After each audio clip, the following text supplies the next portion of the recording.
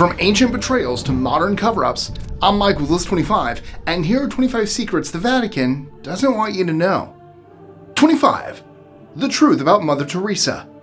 The woman the world knew as Mother Teresa was canonized as a saint after her death in 2016, but the truth about her work and legacy might surprise you.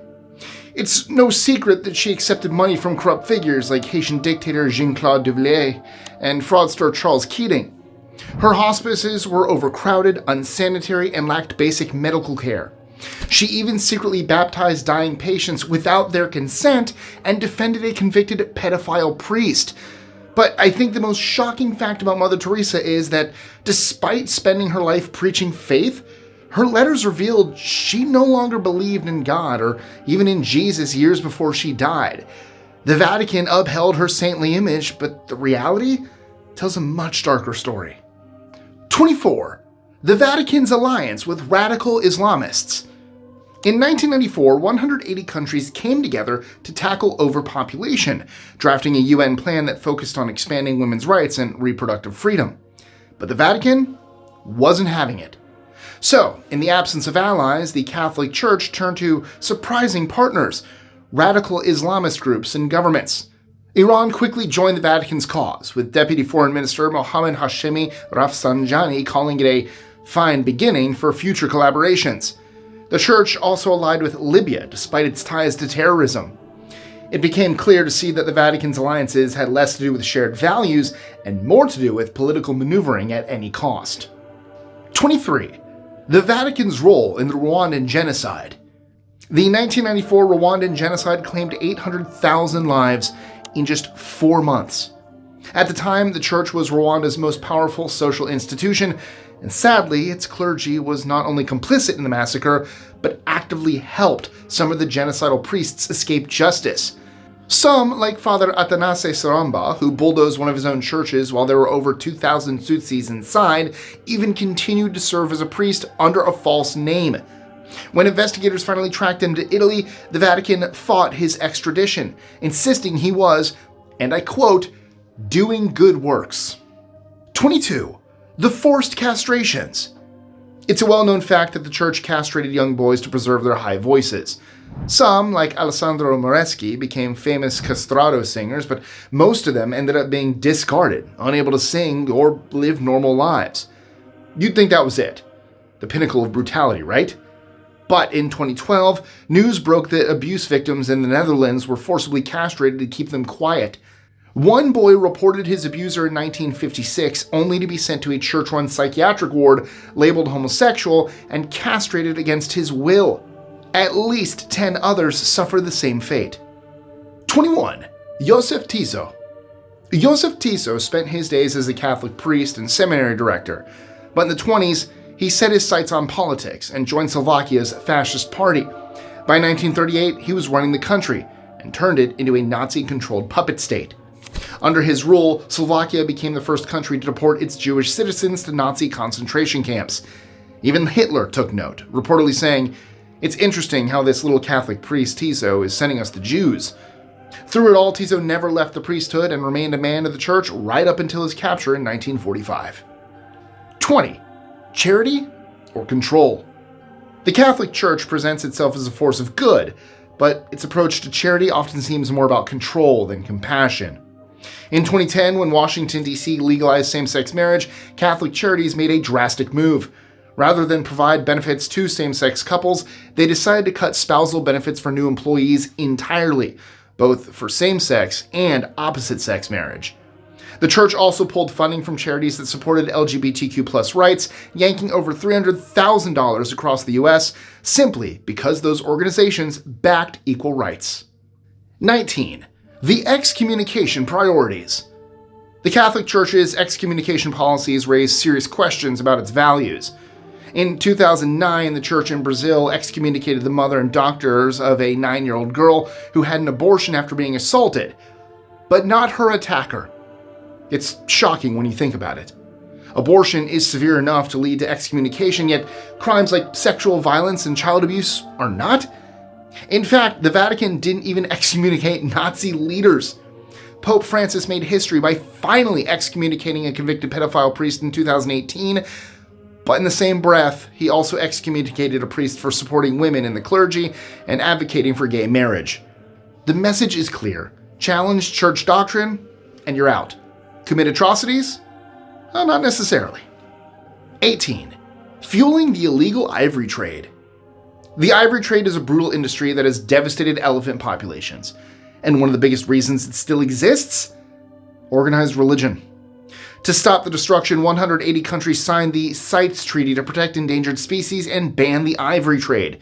But one major institution refused: the Catholic Church. You see, the Church is a major buyer of ivory since they use it to create decorative crucifixes. So instead of supporting efforts to save endangered species, the Vatican opposed the treaty, keeping the demand for ivory alive. 17. Money laundering and tax evasion. The Vatican Bank has a long history of shady dealings. In 2013, the bank's top officials were caught running a massive money laundering scheme for corrupt politicians, shady businesses, and even the Mafia. In fact, things got so bad that when Pope Francis tried to clean it up, Italian prosecutors feared the Mafia might have him killed. 16. The troubling age of consent laws. Until 2013, the age of consent in Vatican City was just 12 years old, one of the lowest in the world. It wasn't until Pope Francis raised the age to 18, following mounting scandals, that the law changed. Before that, the Vatican's consent laws were on par with countries like the Philippines, Mexico, and Angola, where the age is still 12 today. 15. The Nazi gold in the Vatican Bank. In 1946, a U.S. Treasury agent claimed the Vatican Bank had helped smuggle millions in stolen gold for the Nazi-backed Ustaše regime in Croatia. According to his memo, the Vatican didn't just store the gold, it helped to funnel it to Spain and South America, giving Nazi officials a way out. The memo resurfaced in 1997, which led to a class action lawsuit by Holocaust survivors seeking restitution from the Vatican. Sadly, despite years of fighting in court, the lawsuit was shut down over jurisdiction issues and claims of sovereign immunity. 14. Prostitution, blackmail, and secret networks. The Vatican has seen its fair share of scandals, but few are as explosive as this one. It all started with the 2010 arrest of Angelo Balducci and Genedu Aim, who were caught running a gay prostitution ring. The two men were exposed after wiretaps exposed their explicit conversations about the operation. Then, in 2013, an internal Vatican report dropped another bombshell. A secret gay conclave of high-ranking clergymen were allegedly engaged in sex parties with male escorts. Even worse, it suggested that some of the officials had been blackmailed over their involvement.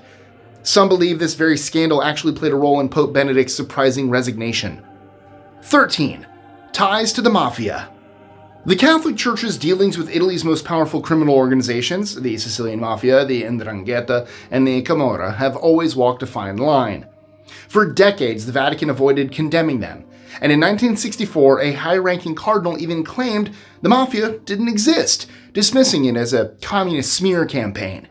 The Church's ties to organized crime actually run so deep that it once accepted 1 billion lire to bury a crime boss in its basilica, right next to the former popes.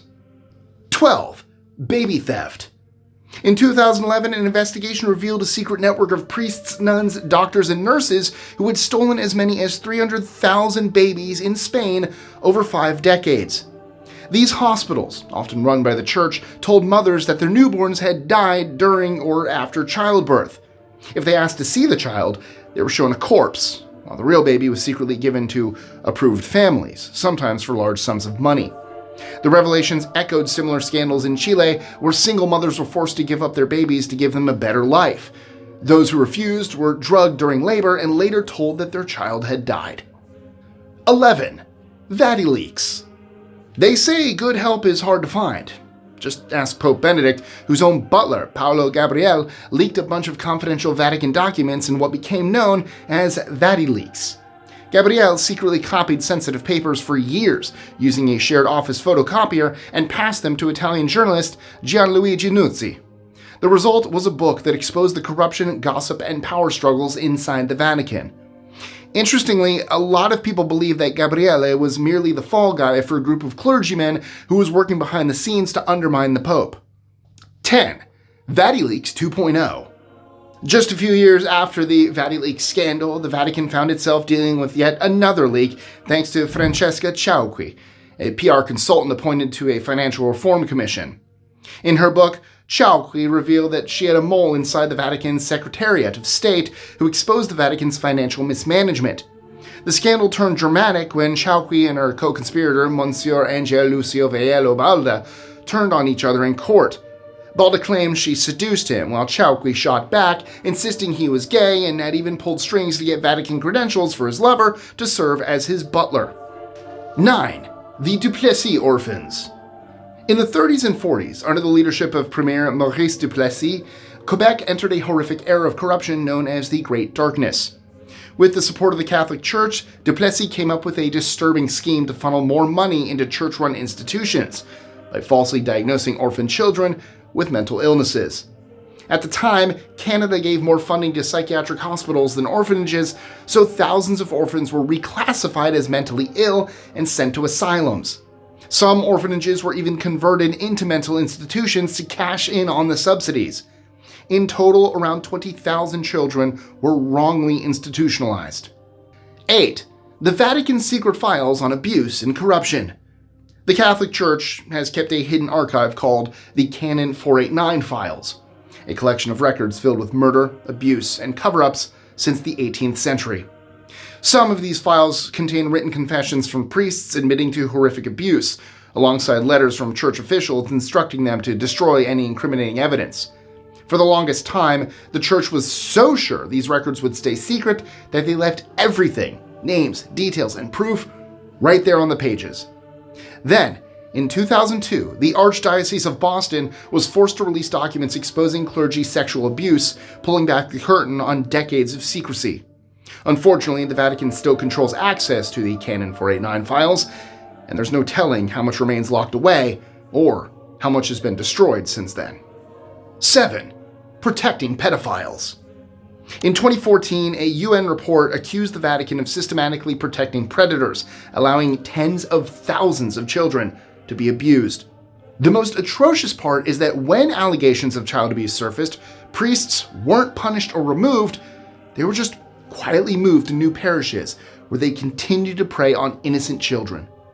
Even Pope Francis has since admitted that around 2% of the Catholic clergy, which is approximately 8,000 priests, are pedophiles. 6. They're still trying to cover it up. You'd think that the revelations from Canon 489 and the UN report would have forced real change. But in 2016, the Catholic Church yet again instructed their bishops not to report abuse to authorities. According to the directive, reporting predators to the police was not necessarily their duty. The letter downplayed the crises, arguing that most sexual abuse happens within families, as if the church itself were the real victim. When the letter leaked, the church backpedaled and issued an apology, but it was yet another disturbing glimpse into what happens when the world isn't paying attention. 5. The child migrant scandal. Between the 19th and 20th centuries, around 130,000 British home children were sent to colonies like Australia, New Zealand, and Canada. The goal was to ensure white majorities in these regions. In fact, these selected children were often referred to as good white stock. Investigations later revealed that these children were often beaten, abused, and starved. Many lost their birth names and identities. The Catholic Church in Australia finally admitted to these crimes and issued an apology in 2001. 4. The Church refused to return Jewish children after World War II. Thousands of Jewish children survived the Holocaust because the Church gave them false baptism certificates and hid them in Catholic schools and orphanages. But after the war, a new problem emerged. A Vatican-approved directive ordered that baptized Jewish children should not be returned to their surviving families, insisting they be raised as Christians. Some were never even told they were Jewish. To this day, no one really knows how many Jewish children the church saved, or how many it kept. 3. The Magdalene Asylums. For decades, the Catholic Church in Ireland sent women to Magdalene Asylums, punishing them for unwed pregnancies, supposed promiscuity, or simply because they were seen as difficult. Inside these institutions, they endured horrific abuse and forced labor. Many never made it out alive. The full scale of the nightmare came to light in 1993 when 155 bodies were discovered in unmarked graves at a former Magdalene laundry in Dublin. It led to a formal inquiry and ended with the Irish government issuing an apology and creating a compensation fund for survivors. The Catholic Church refused to acknowledge its role in their suffering and declined to contribute to the fund. 2. Nazi Ratlines. After World War II, thousands of Nazis escaped to Europe and South America with the help of the Catholic clergy. One man in particular, Bishop Alois Hudal, used his position to provide wanted Nazis with Vatican-issued travel documents, even securing Vatican state passports that let them pose as priests. One of Hudal's most infamous beneficiaries was Franz Stangl, who oversaw the murder of 900,000 Jews before escaping to Brazil. Despite Vatican claims that these operations took place without its approval, historians have argued that the Church could have done more to prevent its refugee program from being exploited by war criminals. 1. The Catholic Church and the Ustaše's Atrocities. While the Nazi concentration camps are infamous today, there are not a lot of people that know that the Catholic clergy in Croatia actively supported the Ustaše regime, which ran its own brutal camps during World War II. The largest was Jasenovac, where thousands of Serbs, Jews, Roma, and dissidents were murdered. Among those involved was Miroslav Filipovic, a Franciscan friar who later became a commander at the camp. Their brutality extended beyond the camps, and Ustaše forces, sometimes led by Catholic clergy, massacred entire villages. And yet, despite their atrocities, Pope Pius XII never publicly condemned the Ustaše regime, and Croatia's Catholic press openly supported it. After the war, Archbishop Alojzije Stepinac, who had both interacted with Ustaše leaders and protected some victims, was convicted of war crimes. The Vatican strongly opposed his conviction, and he ended up being beatified by Pope John Paul II in 1998. Well, that's all I have for you today. But I'm not done yet, because before you go, it's time for trivia. How much funding did the Catholic Church pull from charities across the US for supporting LGBTQ+ rights? Was it A, $100,000, B, $200,000, C, $300,000, or D, $500,000? Drop your answer in the comments below. And if you enjoyed, not the right word, today's video, why don't you check out our related video on 25 classic Hollywood stars with dark secrets? Because if this one was your cup of tea, well, I think you'll love that one. And as always, thank you guys so much for watching. Don't forget to like, share, comment, subscribe, hit that notification bell so you don't miss out on any videos. Check out our Discord, do all the fun stuff, and I'll see you again next time. Thank you guys so much. Love you. Bye.